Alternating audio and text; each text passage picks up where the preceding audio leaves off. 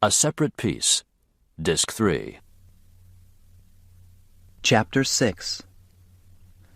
Peace had deserted Devon, although not in the look of the campus and village. They retained much of their dreaming summer calm. Fall had barely touched the full splendor of the trees, and during the height of the day the sun briefly regained its summertime power. In the air there was only an edge of coolness to imply the coming winter. But all had been caught up, like the first fallen leaves, by a new and energetic wind. The summer session, a few dozen boys being force-fed education, a stopgap while most of the masters were away and most of the traditions stored against sultriness. The summer session was over. It had been the school's first, but this was its 163rd winter session, and the forces reassembled for it scattered the easy-going summer spirit like so many fallen leaves. The masters were in their places for the first chapel, seated in stalls in front of and at right angles to us, suggesting by their worn expressions and careless postures that they had never been away at all. In an apse of the church sat their wives and children, the objects during the tedious winter months of our ceaseless ritual speculation. Why did he ever marry her? What in the world ever made her marry him? How could the two of them ever have produced those little monsters? The masters favored seersucker on this mild first day. The wives broke out their hats. 5 of the younger teachers were missing, gone into the war. Mr. Pike had come in his naval ensign's uniform. Some reflex must have survived midshipman's school and brought him back to Devon for the day. His face was as mild and hopeless as ever, mooning above the snappy, rigid blouse. It gave him the air of an impostor. Continuity was the keynote. The same hymns were played, the same sermon given, the same announcements made. There was one surprise. Maids had disappeared for the duration, a new phrase then. But continuity was stressed, not beginning again, but continuing the education of young men according to the unbroken traditions of Devon. I knew, perhaps I alone knew, that this was false. Devon had slipped through their fingers during the warm, overlooked months. The traditions had been broken, the standards let down, all rules forgotten. In those bright days of truancy, we had never thought of what we owed Devon, as the sermon this opening day exhorted us to do. We had thought of ourselves, of what Devon owed us, and we'd taken all of that and much more. Today's hymn was, "Dear Lord and Father of mankind, forgive our foolish ways." We had never heard that during the summer either. Ours had been a wayward gypsy music, leading us down all kinds of foolish gypsy ways, unforgiven. I was glad of it. I had almost caught the rhythm of it, the dancing, clicking jangle of it during the summer. Still it had come to an end, in the last long rays of daylight at the tree, when Phineas fell. It was forced on me, as I sat chilled through the chapel service, that this probably vindicated the rules of Devon after all, wintry Devon. If you broke the rules, then they broke you. That, I think, was the real point of the sermon on this first morning. After the service ended, we set out 700 strong, the regular winter throng of the Devon School, to hustle through our lists of appointments. All classrooms were crowded, swarms were on the crosswalks, the dormitories were as noisy as factories. Every bulletin board was a forest of notices. We'd been an idiosyncratic, leaderless band in the summer, undirected except by the eccentric notions of Phineas.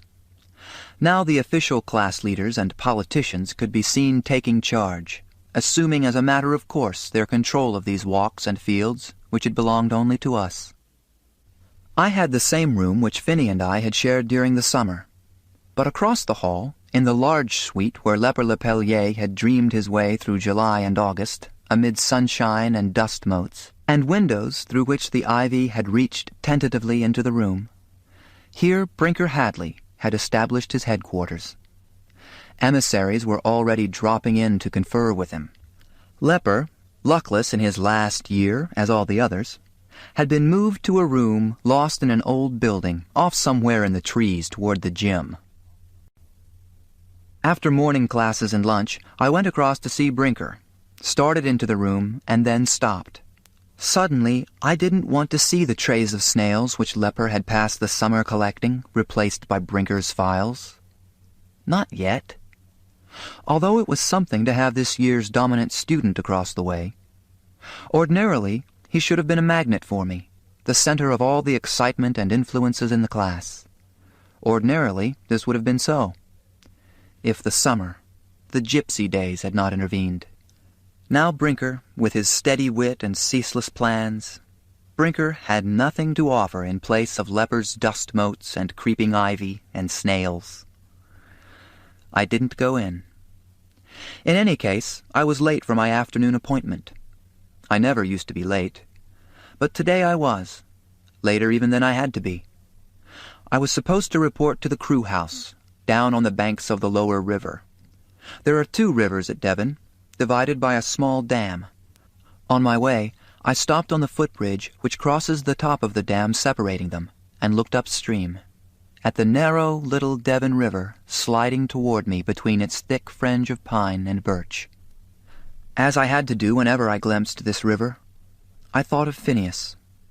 Not of the tree and pain, but of one of his favorite tricks, Phineas in exaltation, balancing on one foot on the prow of a canoe like a river god, his raised arms invoking the air to support him, face transfigured, body a complex set of balances and compensation, each muscle aligned in perfection with all the others to maintain this supreme fantasy of achievement, his skin glowing from immersions, his whole body hanging between river and sky, as though he had transcended gravity, and might, by gently pushing upward with his foot, glide a little way higher, and remain suspended in space, encompassing all the glory of the summer and offering it to the sky.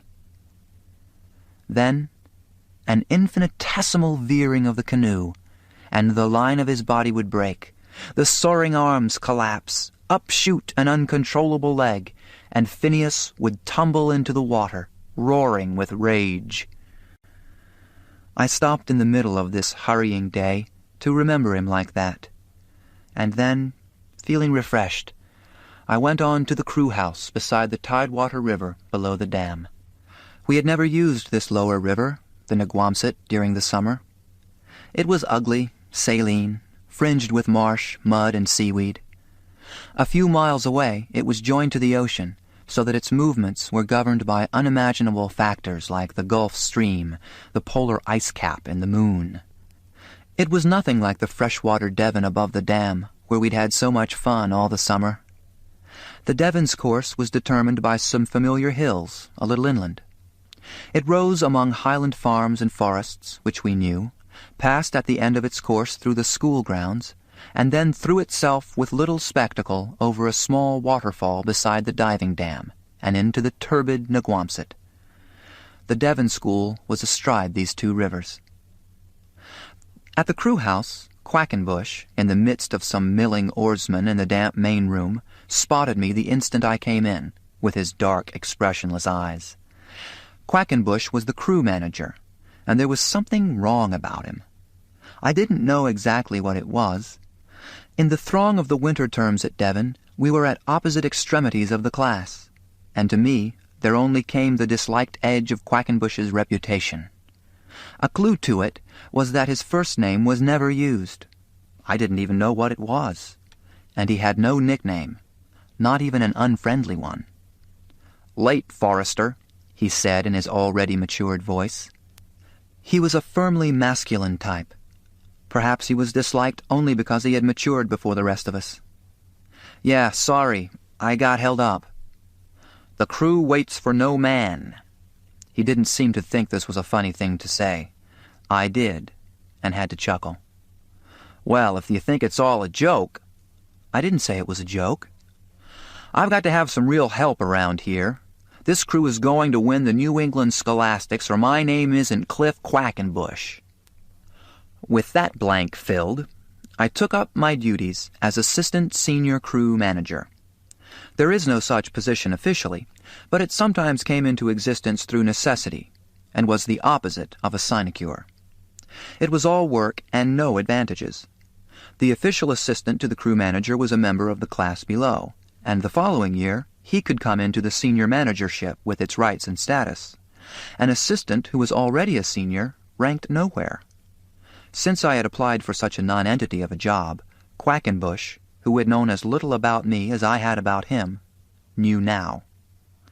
"Get some towels," he said without looking at me, pointing at a door. "How many?"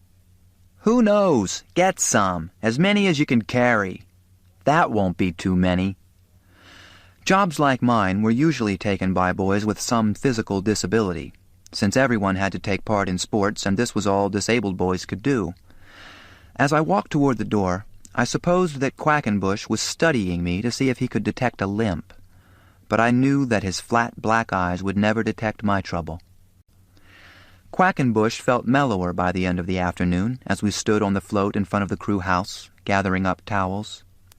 "You never rowed, did you?" He opened the conversation like that, without pause or question mark.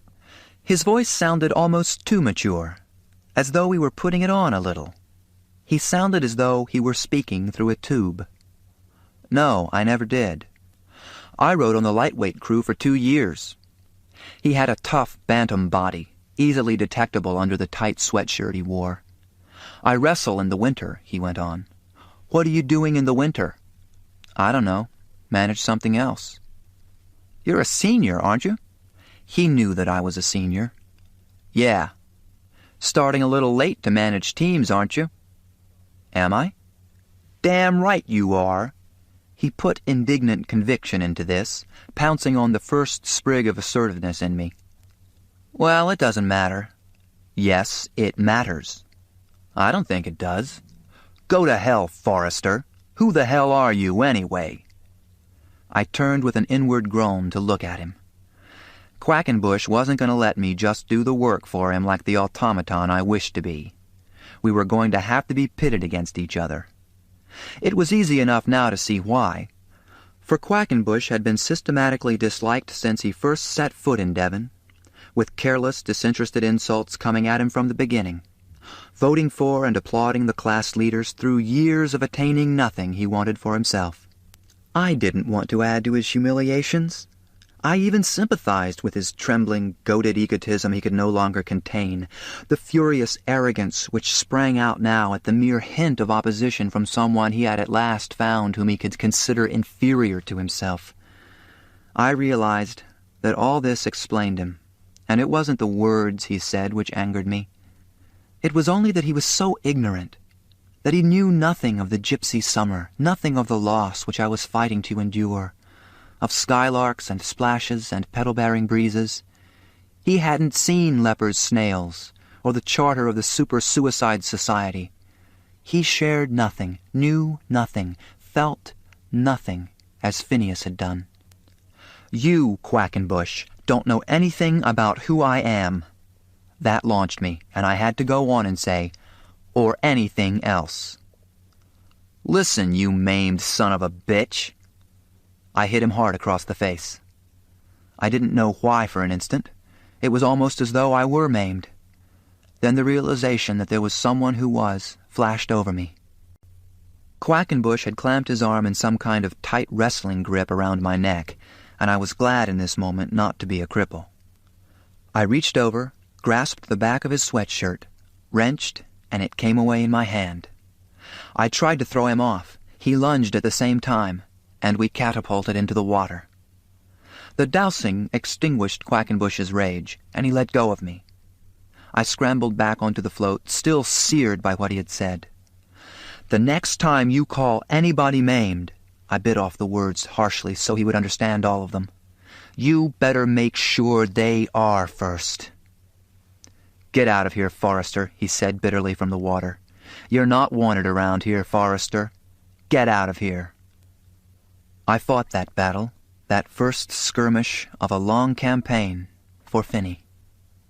Until the back of my hand cracked against Quackenbush's face, I'd never pictured myself in the role of Finney's defender, and I didn't suppose that he would have thanked me for it now. He was too loyal to anything connected with himself. His roommate, his dormitory, his class, his school, outward in vastly expanded circles of loyalty, until I couldn't imagine who would be excluded. But it didn't feel exactly as though I had done it for Phineas. It felt as though I had done it for myself. If so, I had little profit to show as I straggled back toward the dormitory, dripping wet, with the job I had wanted gone, temper gone, mind circling over and over through the whole soured afternoon. I knew now that it was fall, all right. I could feel it pressing clammily against my wet clothes, an unfriendly, discomforting breath in the air, an edge of wintry chill, air that shriveled, soon to put out the lights on the countryside. One of my legs wouldn't stop trembling, whether from cold or anger I couldn't tell. I wished I'd hit him harder. Someone was coming toward me along the bent, broken lane which led to the dormitory, a lane out of old London, ancient houses on either side leaning as though soon to tumble into it, cobblestones heaving underfoot like a bricked-over ocean squall. A figure of great height advanced down them toward me. It could only be Mr. Ludsbury. No one else could pass over these stones with such contempt for the idea of tripping. The houses on either side were inhabited by I didn't know who. Wispy, fragile old ladies seemed most likely. I couldn't duck into any one of them. There were angles and bumps and bends everywhere, but none big enough to conceal me. Mr. Ludsbury loomed on like a high-masted clipper ship in this rocking passage, and I tried to go stealthily by him on my watery, squeaking sneakers. "Just one moment, Forrester, if you please." Mr. Ludsbury's voice was bass, British, and his Adam's apple seemed to move as much as his mouth when he spoke. "Has there been a cloudburst in your part of town?" "No, sir. I'm sorry, sir. I fell into the river." I apologized by instinct to him for this mishap, which discomforted only me. "And could you tell me how and why you fell into the river?" "I slipped." "Yes." After a pause he went on. "I think you've slipped in any number of ways since last year. I understand, for example, that there was gaming in my dormitory this summer while you were living there." He was in charge of the dormitory. One of the dispensations of those days of deliverance, I realized now, had been his absence. "Gaming? What kind of gaming, sir?" "Cards. Dice." He shook his long hand dismissingly. "I didn't inquire. It didn't matter. There won't be any more of it." I don't know who that would have been. Nights of blackjack and poker and unpredictable games invented by Phineas rose up in my mind. The back room of Leper's Suite. A lamp hung with a blanket so that only a small blazing circle of light fell sharply amid the surrounding darkness. Phineas, losing even in those games he invented, betting always for what should win, for what would have been the most brilliant successes of all, if only the cards hadn't betrayed him. Finney finally betting his icebox and losing it. That contraption. To me. I thought of it because Mr. Ludsbury was just then saying, "And while I'm putting the dormitory back together, I'd better tell you to get rid of that leaking icebox. Nothing like that is ever permitted in the dormitory, of course." I noticed that everything went straight to seed during the summer, and that none of you old boys who knew our standards so much as lifted a finger to help Mr. Prudhomme maintain order. As a substitute for the summer, he couldn't have been expected to know everything there was to be known at once. You old boys simply took advantage of the situation. I stood there shaking in my wet sneakers. If only I'd truly taken advantage of the situation, seized and held and prized the multitudes of advantages the summer offered me. If only I had. I said nothing. On my face I registered the bleak look of a defendant who knows the court will never be swayed by all the favorable evidence he has. It was a schoolboy look. Mr. Ludsbury knew it well. "There's a long-distance call for you," he continued in the tone of the judge performing the disagreeable duty of telling the defendant his right. "I've written the operator's number on the pad beside the telephone in my study. You may go in and call." "Thank you very much, sir." He sailed on down the lane without further reference to me, and I wondered who was sick at home. But when I reached his study, low-ceilinged, gloomy with books, black leather chairs, a pipe rack, frayed brown rug, a room which students rarely entered except for a reprimand, I saw on the pad not an operator's number from my hometown, but one which seemed to interrupt the beating of my heart. I called this operator, and listened in wonder while she went through her routine, as though this were just any long-distance call. And then her voice left the line, and it was preempted and charged by the voice of Phineas. "Happy first day of the new academic year." "Thanks. Thanks a lot. You sound... I'm glad to hear you're... Stop stuttering. I'm paying for this. Who are you rooming with?" "Nobody. They didn't put anyone else in the room." "Saving my place for me. Good old Devon. But anyway, you wouldn't have let him put anyone else in there, would you?" Friendliness, simple, outgoing affection. That was all I could hear in his voice. "No, of course not." "I didn't think you would. Roommates are roommates, even if they do have an occasional fight." "God, you were crazy when you were here." "I guess I was. I guess I must have been." "Completely over the falls. I wanted to be sure you'd recovered. That's why I called up. I knew that if you'd let them put anybody else in the room in my place, then you really were crazy. But you didn't. I knew you wouldn't. Well, I did have just a trace of doubt. That was because you talk so crazy here. I have to admit, I had just a second when I wondered. I'm sorry about that, Jean. Naturally, I was completely wrong. You didn't let them put anybody else in my spot." "No, I didn't let them. I could shoot myself for thinking you might. I really knew you wouldn't." "No, I wouldn't. And I spent my money on a long-distance call, all for nothing. Well, it's spent on you too. So start talking, pal, and it better be good. Start with sports. What are you going out for?" "Crew. Well, not exactly crew. Managing crew. Assistant crew manager." "Assistant crew manager?" "I don't think I've got the job." "Assistant crew manager?" "I got in a fight this afternoon."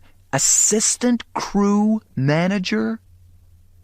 No voice could course with dumbfoundment like Finney's. "You are crazy." "Listen, Finney, I don't care about being a big man on the campus or anything."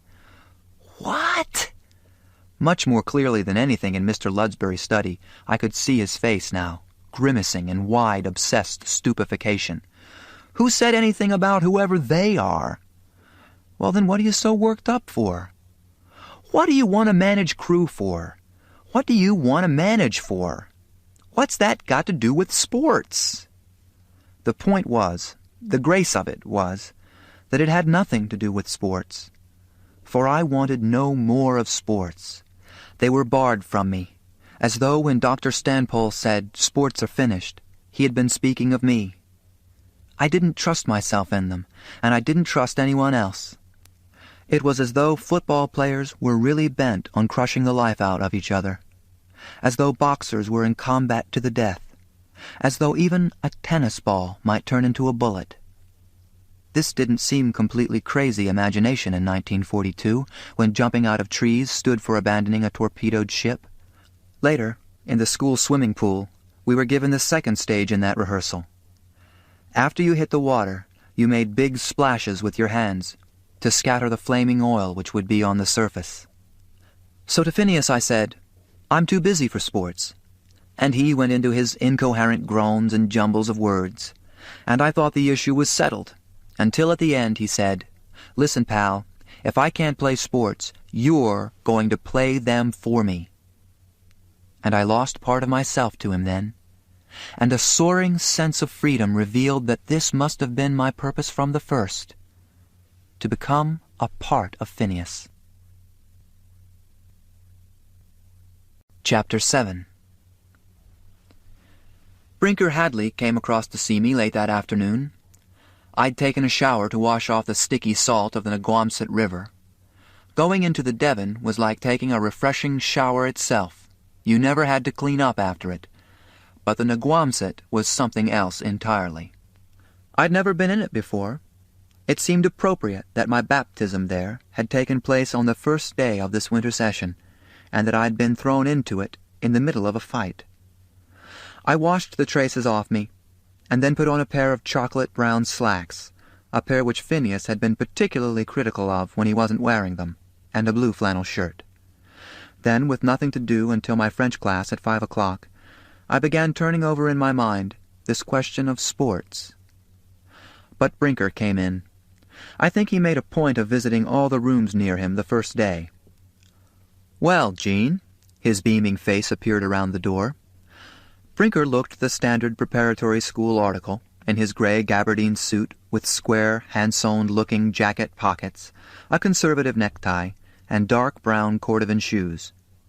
His face was all straight lines, eyebrows, mouth, nose, everything, and he carried his 6 feet of height straight as well.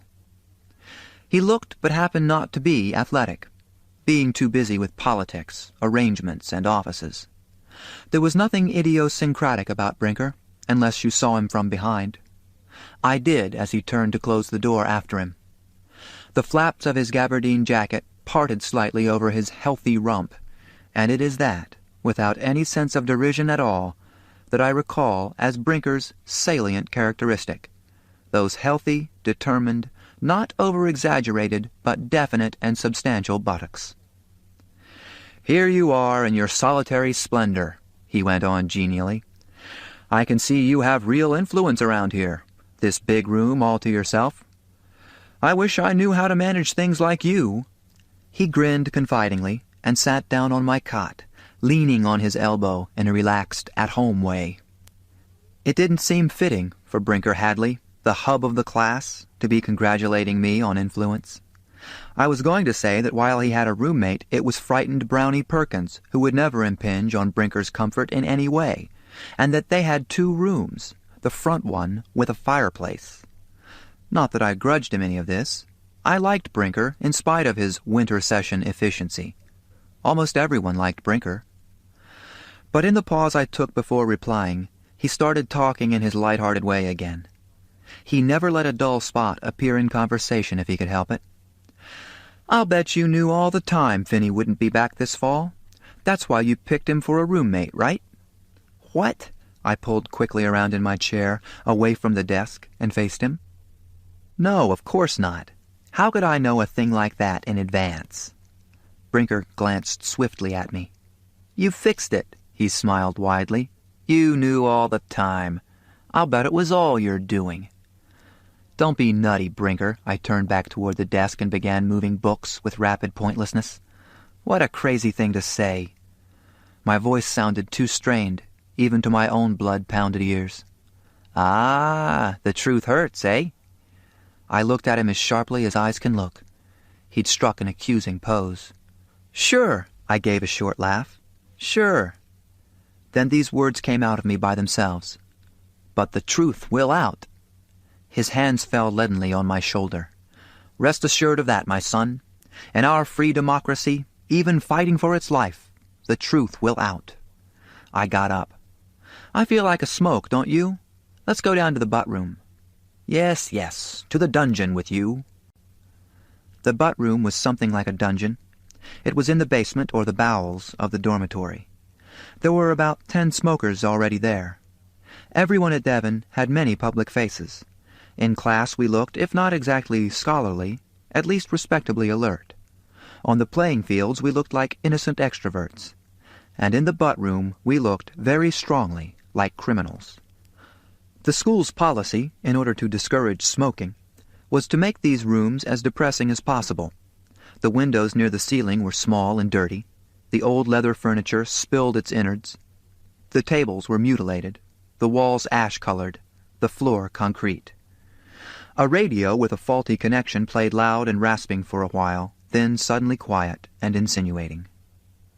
"Here's your prisoner, gentlemen," announced Brinker, seizing my neck and pushing me into the butt room ahead of him. "I'm turning him over to the proper authorities." High spirits came hard in the haze of the butt room. A slumped figure near the radio, which happened to be playing loud at the moment, finally roused himself to say, "What's the charge?" Doing away with his roommate so he could have a whole room to himself. Rankest treachery. He paused impressively. Practically fratricide. With a snap of the neck, I shook his hand off me, my teeth set. Brinker. He raised an arresting hand. Not a word, not a sound. You'll have your day in court.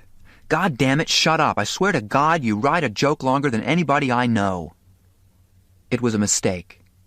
The radio had suddenly gone quiet, and my voice ringing in the abrupt, releasing hush galvanized them all. So, you killed him, did you? A boy uncoiled tensely from the couch. Well, Brinker qualified judiciously, not actually killed.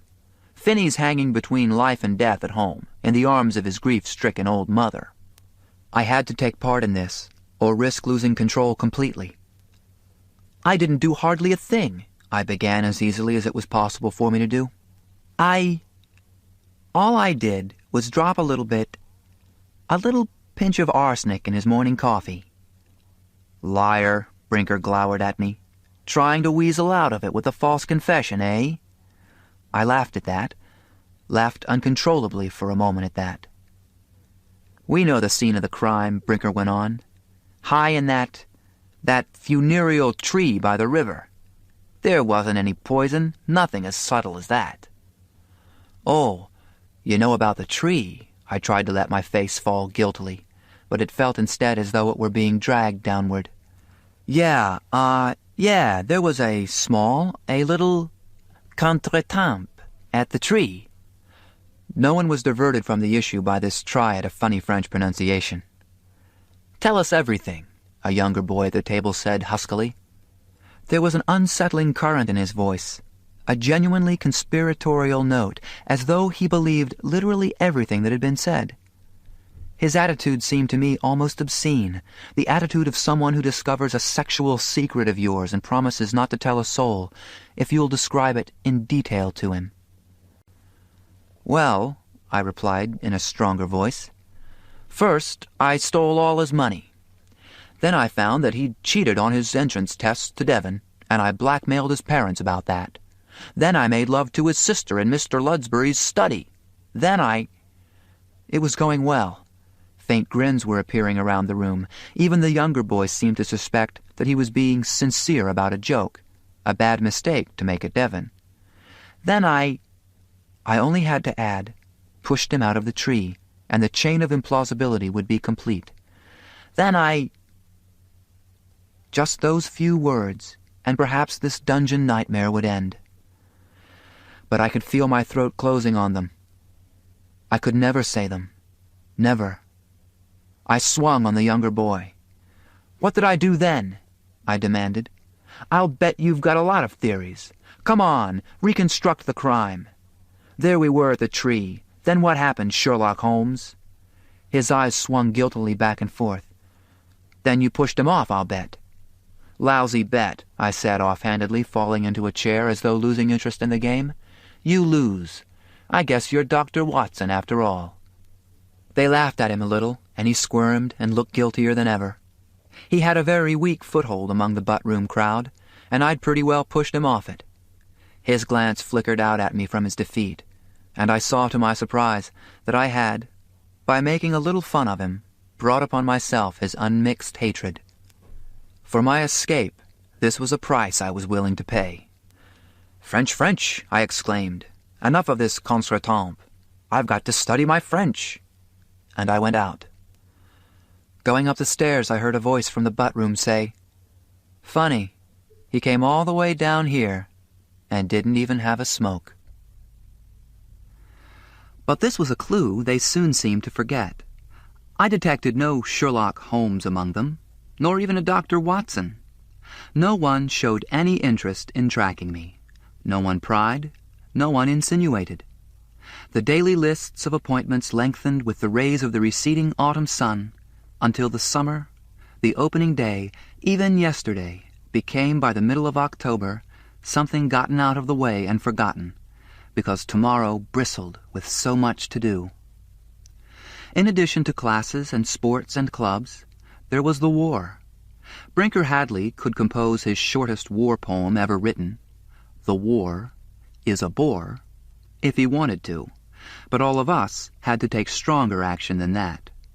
First, there was the local apple crop, threatening to rot because the harvesters had all gone into the army or war factories.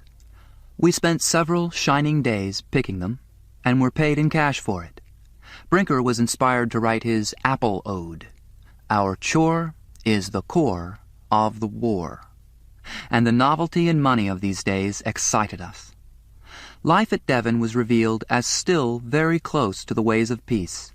The war was, at worst, only a bore, as Brinker said, no more taxing to us than a day spent at harvesting in an apple orchard.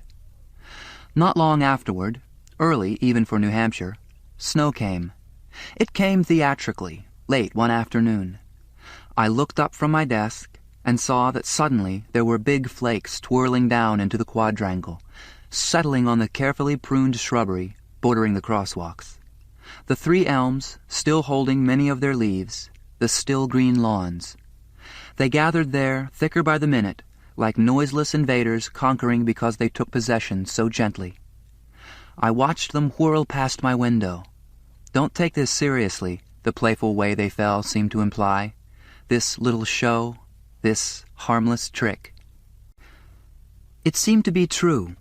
The school was thinly blanketed that night, but the next morning, a bright, almost balmy day, every flake disappeared.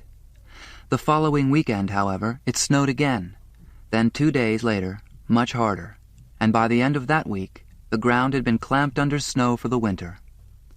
In the same way, the war, beginning almost humorously with announcements about maids and days spent at apple picking, commenced its invasion of the school. The early snow was commandeered as its advance guard. Leper Lepellier didn't suspect this. It was not, in fact, evident to anyone at first. But Leper stands out for me as the person who was most often and most emphatically taken by surprise, by this and every other shift in our life at Devon. The heavy snow paralyzed the railroad yards of one of the large towns south of us on the Boston and Maine line. At Chapel, the day following the heaviest snowfall, 200 volunteers were solicited to spend the day shoveling them out, as part of the emergency usefulness policy adopted by the faculty that fall. Again, we would be paid. So we all volunteered. Brinker and I, and Chet Douglas, and I even noticed, Quackenbush. But not Leper. He generally made little sketches of birds and trees in the back of his notebook during chapel, so that he probably hadn't heard the announcement. The train to take us south to the work didn't arrive until after lunch, and on my way to the station, taking a shortcut through a meadow not far from the river, I met Leper. I'd hardly seen him all fall, and I hardly recognized him now.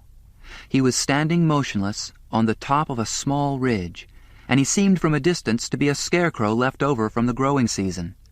As I plodded toward him through the snow, I began to differentiate items of clothing. A dull green deerstalker's cap, brown earmuffs, a thick gray woolen scarf. Then at last I recognized the face in the midst of them. Leper's, pinched and pink, his eyes peering curiously toward some distant woods through steel-rimmed glasses. As I got nearer, I noticed that below his long tan canvas coat with sagging pockets, below the red and black plaid woolen knickers and green puttees, he was wearing skis. They were very long, wooden and battered, and had 2 decorative, old-fashioned knobs on their tips. "You think there's a path through those woods?" he asked in his mild, tentative voice when I got near. Leper didn't switch easily from one train of thought to another, and even though I was an old friend whom he'd not talked to in months, I didn't mind his taking me for granted now, even at this improbable meeting in a wide, empty field of snow. "I'm not sure, Leper, but I think there's one at the bottom of the slope." "Oh, yeah, I guess there is." We always called him Leper to his face. He wouldn't have remembered to respond to any other name. I couldn't keep from staring at him, at the burlesque explorer look of him. "What are you—" I asked at last. What are you doing, anyway?" "I'm touring." "Touring?" I examined the long bamboo ski poles he held. "How do you mean, touring?" "Touring. It's the way you get around the countryside in the winter. Touring skiing. It's how you go overland in the snow." "Where are you going?" "Well, I'm not going anywhere." He bent down to tighten the lacings on a puttee. "I'm just touring around." "There's that place across the river where you could ski. The place where they have the rope tow on that steep hill across from the railroad station. You could go over there." "No, I don't think so." He surveyed the woods again, although his breath had fogged his glasses. "That's not skiing." "Why, sure that's skiing. It's a good little run. You can get going pretty fast on that hill."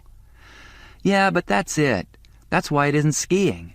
Skiing isn't supposed to be fast. Skis are for useful locomotion." He turned his inquiring eyes on me. "You can break a leg with that downhill stuff." "Not on that little hill." "Well, it's the same thing. It's part of the whole wrong idea. They're ruining skiing in this country, rope tows and chair lifts and all that stuff. You get carted up, and then you whiz down. You never get to see the trees or anything. Oh, you see a lot of trees shoot by, but you never get to really look at trees. At a tree. I just like to go along and see what I'm passing and enjoy myself." He'd come to the end of his thought, and now he slowly took me in, noticing my layers of old clothes. "What are you doing, anyway?" he asked, mildly and curiously. "Going to work on the railroad." He kept gazing mildly and curiously at me. "Shovel out those tracks. That work they talked about in chapel this morning. You remember." "Have a nice day at it anyway," he said. "I will. You too." "I will if I find what I'm looking for. A beaver dam. It used to be up the Devon a ways, in a little stream that flows into the Devon. It's interesting to see the way the beavers adapt to the winter. Have you ever seen it?" "No, I've never seen that." "Well, you might want to come sometime, if I find the place." "Tell me if you find it." With Lepper, it was always a fight, a hard fight to win, when you were 17 years old and lived in a keyed-up, competing school, to avoid making fun of him. But as I'd gotten to know him better, this fight had been easier to win. Shoving in his long bamboo poles, he pushed deliberately forward and slid slowly away from me down the gradual slope, standing very upright, his skis far apart to guard against any threat to his balance, his poles sticking out on either side of him, as though to ward off any interference. I turned and trudged off to help shovel out New England for the war. We spent an odd day, toiling in that railroad yard. By the time we'd arrived there, the snow'd become drab and sooted, wet and heavy. We were divided into gangs, each under an old railroad man. Brinker, Chet, and I managed to be in the same group, but the playful atmosphere of the apple orchard was gone. Of the town, we could only see some dull red brick mills and warehouses surrounding the yards, and we labored away among what the old man directing us called the rolling stock, grim freight cars from many parts of the country immobilized in the snow. Brinker asked him if it shouldn't be called unrolling stock now, and the old man looked back at him with bleary dislike and didn't reply. Nothing was very funny that day. The work became hard and unvarying. I began to sweat under my layers of clothes. By the middle of the afternoon, we'd lost our fresh volunteer look. The grime of the railroad and the exhaustion of manual laborers were on us all. We seemed of a piece with the railroad yards and the mills and the warehouses. The old man resented us, or we made him nervous, or maybe he was as sick as he looked. For whatever reason, he grumbled and spat and alternated between growling orders and rubbing his big, unhealthy belly. Around 4:30 there was a moment of cheer. The main line had been cleared and the first train rattled slowly through. We watched it advance toward us, the engine throwing up balls of steam to add to the heavy overcast. All of us lined both sides of the track and got ready to cheer the engineer and the passengers. The coach windows were open, and the passengers, surprisingly, were hanging out. They were all men, I could discern, all young, all alike. It was a troop train. Over the clatter and banging of the wheels and couplings, we cheered, and they yelled back, both sides taken by surprise. They weren't much older than we were, and although probably just recruits, they gave off the impression of being an elite as they were carried past our drab ranks. They seemed to be having a wonderful time. Their uniforms looked new and good. They were clean and energetic. They were going places. After they'd gone, we laborers looked rather emptily across the newly cleared rails at each other at ourselves, and not even Brinker thought of the timely remark. We turned away. The old man told us to go back to other parts of the yard, and there was no more real work done that afternoon. Stranded in this Milltown railroad yard while the whole world was converging elsewhere, we seemed to be nothing but children playing among heroic men. The day ended at last. Gray from the beginning, its end was announced by a deepening gray, of sky, snow, faces, spirits. We piled back into the old, dispiritedly lit coaches waiting for us, slumped into the uncomfortable green seats, and no one said much until we were miles away. When we did speak, it was about aviation training programs, and brothers in the service, and requirements for enlistment, and the futility of Devon, and how we would never have war stories to tell our grandchildren, and how long the war might last, and who ever heard of studying dead languages at a time like this? Quackenbush took advantage of a break in this line of conversation to announce that he would certainly stay at Devon through the year, however half-cocked others might rush off. He elaborated without encouragement, citing the advantages of Devon's physical hardening program and of a high school diploma when he did in good time reach basic training. He, for one, would advance into the Army step by step. "You, for one," echoed someone contemptuously. "You are one," someone else said. "Which army, Quackenbush? Mussolini's? Naw, he's a Kraut. He's a Kraut spy. How many rails did you sabotage today, Quackenbush? I thought they interned all Quackenbushes the day after Pearl Harbor." To which Brinker added, "They didn't find him. He hid his light under a Quackenbush." We were all tired at the end of that day. Walking back to the school grounds from the railroad station in the descending darkness, we overtook a lone figure sliding along the snow-covered edge of the street. "Will you look at Lepellier?" began Brinker irritably. "Who does he think he is, the abominable snowman?" "He's just been out skiing around," I said quickly. I didn't want to see today's strained tempers exploding on Lepper. Then as we came up beside him, "Did you find the dam, Lepper?" He turned his head slowly, without breaking his forward movement of alternately planted poles and thrust skis, rhythmically but feebly continuous like a homemade piston engine's. "You know what? I did find it." His smile was wide and unfocused, as though not for me alone but for everyone and anything which wished to share this pleasure with him. And it was really interesting to see. I took some pictures of it, and if they come out, I'll bring 'em over and show you. "What dam is that?" Brinker asked me.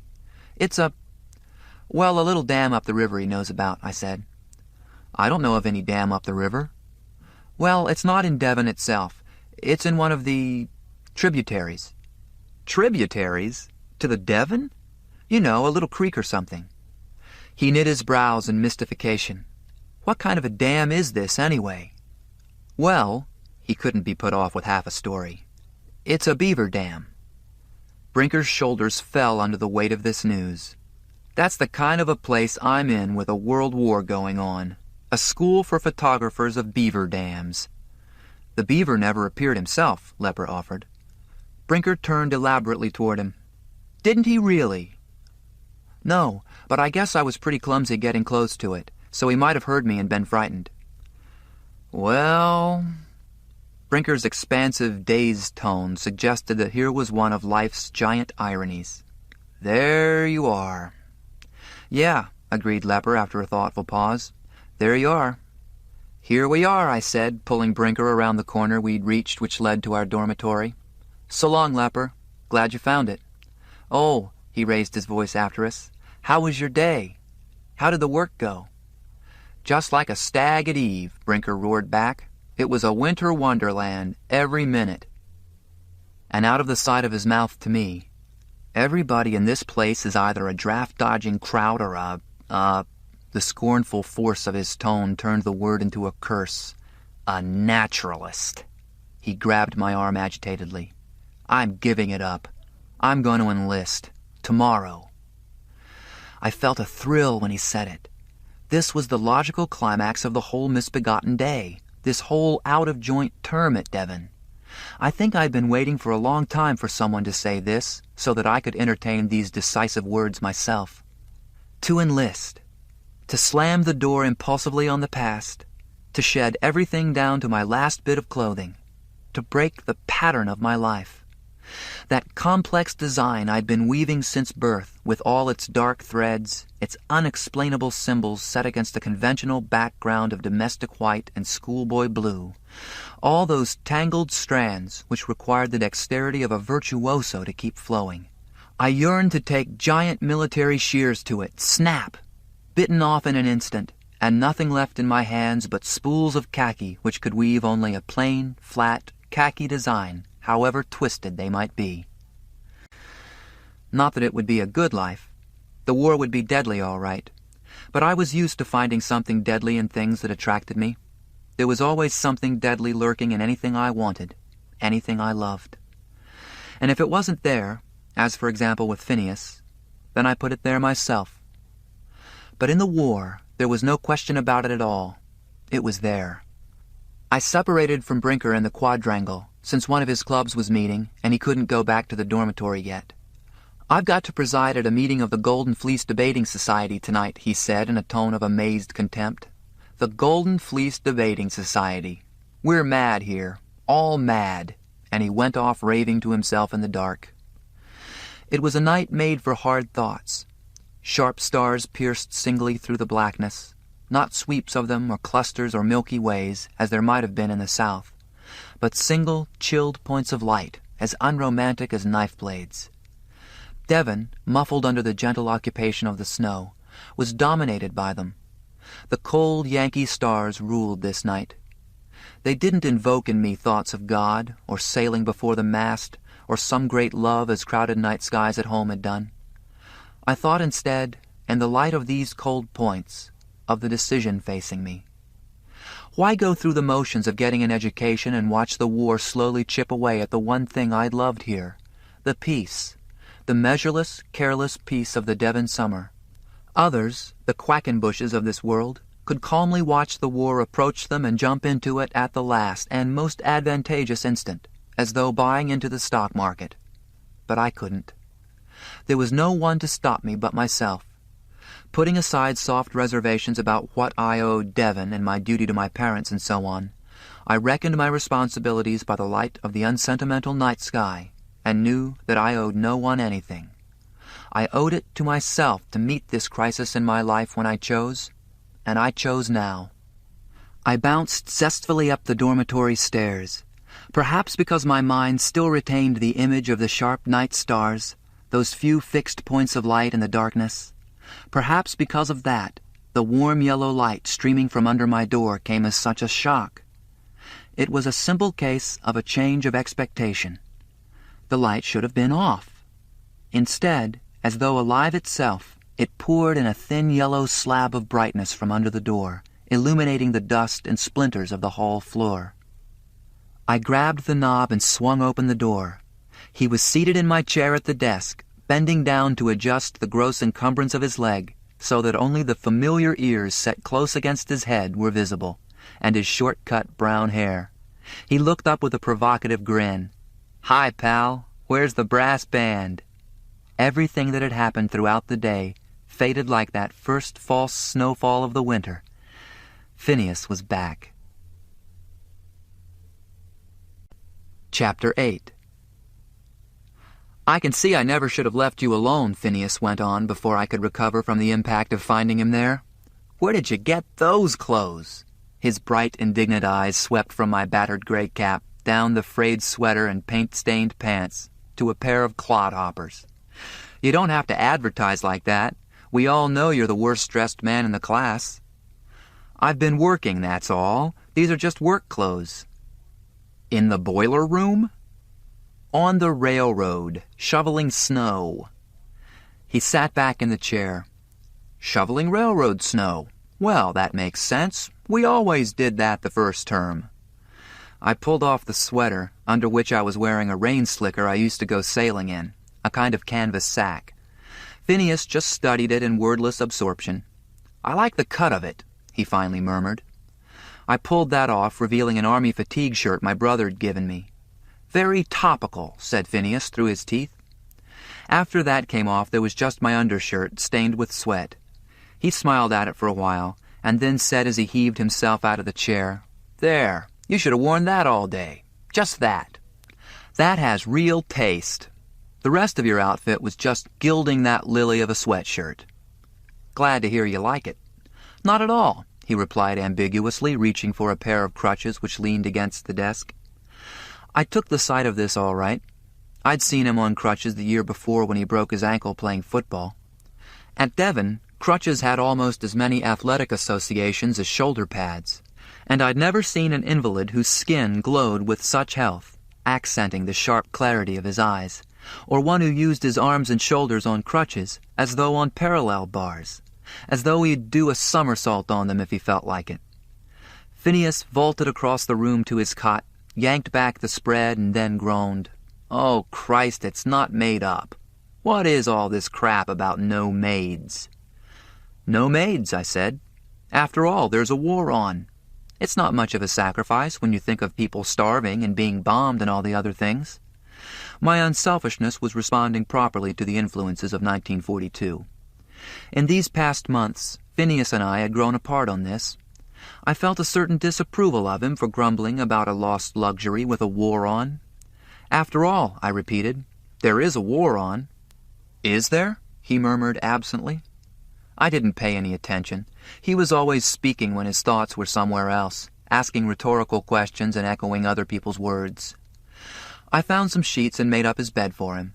He wasn't a bit sensitive about being helped, not a bit like an invalid striving to seem independent. I put this on the list of things to include when I said some prayers, the first in a long time, that night in bed. Now that Phineas was back, it seemed time to start saying prayers again. After the lights went out, the special quality of my silence let him know that I was saying them, and he kept quiet for approximately 3 minutes. Then he began to talk. He never went to sleep without talking first, and he seemed to feel that prayers lasting more than 3 minutes were showing off. God was always unoccupied in Finney's universe, ready to lend an ear any time at all. Anyone who failed to get his message through in 3 minutes, as I sometimes failed to do when trying to impress him, Phineas, with my sanctity, wasn't trying. He was still talking when I fell asleep, and the next morning, through the icy atmosphere which one window raised an inch had admitted to our room, he woke me with the over-indignant shout, "What is all this crap about no maids?" He was sitting up in bed, as though ready to spring out of it, totally and energetically awake. I had to laugh at this indignant athlete, with the strength of 5 people, complaining about the service. He threw back his bedclothes and said, "Hand me my crutches, will you?" Until now, in spite of everything, I'd welcomed each new day as though it were a new life, where all past failures and problems were erased, and all future possibilities and joys open and available, to be achieved probably before night fell again. Now, in this winter of snow and crutches with Phineas, I began to know that each morning reasserted the problems of the night before, that sleep suspended all but changed nothing, that you couldn't make yourself over between dawn and dusk. Phineas, however, didn't believe this. I'm sure he looked down at his leg every morning first thing, as soon as he remembered it, to see if it hadn't been totally restored while he slept. When he found on this first morning back at Devon that it happened still to be crippled and in a cast, he said in his usual self-contained way, "Hand me my crutches, will you?" Brinker Hadley next door always awoke like an express train. There was a gathering rumble through the wall as Brinker reared up in bed, coughed hoarsely, slammed his feet on the floor, pounded through the freezing air to the closet for something in the way of clothes, and thundered down the hall to the bathroom. Today, however, he veered and broke into our room instead. "Ready to sign up?" he shouted before he was through the door. "You ready to Finney!" "You ready to what?" pursued Finney from his bed. "Who's ready to sign an what?" "Finney! By God, you're back!" "Sure," confirmed Finney with a slight pleased grin. "So," Brinker curled his lip at me, "your little plot didn't work so well after all." "What's he talking about?" said Finney as I thrust his crutches beneath his shoulders. "Just talking," I said shortly. "What does Brinker ever talk about?" "You know what I'm talking about well enough." "No, I don't." "Oh, yes, you do." "Are you telling me what I know?" "Damn right I am." "What's he talking about?" said Finney. The room was bitterly cold. I stood trembling in front of Phineas, still holding his crutches in place, unable to turn and face Brinker and this joke he'd gotten into his head, this catastrophic joke. "He wants to know if I'll sign up with him," I said. "Enlist." It was the ultimate question for all 17-year-olds that year, and it drove Brinker's insinuations from every mind but mine. "Yeah," said Brinker. "Enlist!" cried Finney at the same time, his large and clear eyes turned with an odd expression on me. I'd never seen such a look in them before. After looking at me closely, he said, "You're going to enlist?" "Well, I just thought, last night after the railroad work." "You thought you might sign up," he went on, looking carefully away. Brinker drew one of his deep senatorial breaths, but he found nothing to say. We three stood shivering in the thin New Hampshire morning light, Finney and I in pajamas, Brinker in a blue flannel bathrobe and ripped moccasins. "When will you?" Finney went on. "Oh, I don't know," I said. "It was just something Brinker happened to say last night, that's all." "I said," Brinker began in an unusually guarded voice, glancing quickly at Phineas, "I said something about enlisting today." Finney hobbled over to the dresser and took up his soap dish. "I'm first in the shower," he said. "You can't get that cast wet, can you?" asked Brinker. "No, I'll keep it outside the curtain." "I'll help," said Brinker. "No," said Finney without looking at him. "I can manage all right." "How can you manage all right?" Brinker persisted aggressively. "I can manage all right," Finney repeated with a set face. I could hardly believe it, but it was too plainly printed in the closed expression of his face to mistake, too discernible beneath the even tone of his voice. Phineas was shocked at the idea of my leaving. In some way, he needed me. He needed me. I was the least trustworthy person he had ever met. I knew that. He knew or should know that, too. I'd even told him. I had told him. But there was no mistaking the shield of remoteness in his face and voice. He wanted me around. The war then passed away from me, and dreams of enlistment and escape and a clean start lost their meaning for me. "Sure you can manage the shower all right," I said, "but what difference does it make? Come on, Brinker's always getting there first. Enlist? What a nutty idea. It's just Brinker wanting to get there first again. I wouldn't enlist with you if you were General MacArthur's eldest son." Brinker reared back arrogantly. "And who do you think I am?" But Finney hadn't heard that. His face had broken into a wide and dazzled smile at what I'd said, lighting up his whole face. "Enlist," I drove on. "I wouldn't enlist with you if you were Elliott Roosevelt." "First cousin," said Brinker over his chin, "once removed." "He wouldn't enlist with you," Finney plunged in, "if you were Madame Chiang Kai-shek." "Well," I qualified in an undertone, "he really is Madame Chiang Kai-shek." "Well, fan my brow," cried Finney, giving us his stunned look of total appalled, horrified amazement. "Who would have thought that? Chinese! The Yellow Peril! Right here at Devon!" And as far as the history of the class of 1943 at the Devon School is concerned, this was the only part of our conversation worth preserving. Brinker Hadley had been tagged with a nickname at last, after 4 years of creating them for others and eluding one himself. Yellow Peril Hadley swept through the school with the speed of a flu epidemic, and it must be said to his credit that Brinker took it well enough, except when, in its inevitable abbreviation, people sometimes called him Yellow instead of Peril. But in a week, I'd forgotten that, and I've never since forgotten the dazed look on Finney's face when he thought that on the first day of his return to Devon, I was going to desert him. I didn't know why he'd chosen me, why it was only to me that he could show the most humbling sides of his handicap. I didn't care, for the war was no longer eroding the peaceful summer stillness I had prized so much at Devon, and although the playing fields were crusted under a foot of congealed snow, and the river was now a hard gray-white lane of ice between gaunt trees, peace had come back to Devon for me. So the war swept over like a wave at the seashore, gathering power and size as it bore on us, overwhelming in its rush, seemingly inescapable, and then, at the last moment, eluded by a word from Phineas. I'd simply ducked, that was all, and the wave's concentrated power had hurtled harmlessly overhead, no doubt throwing others roughly up on the beach, but leaving me peaceably treading water as before. I didn't stop to think that one wave is inevitably followed by another even larger and more powerful, when the tide is coming in. This ends Disc 3.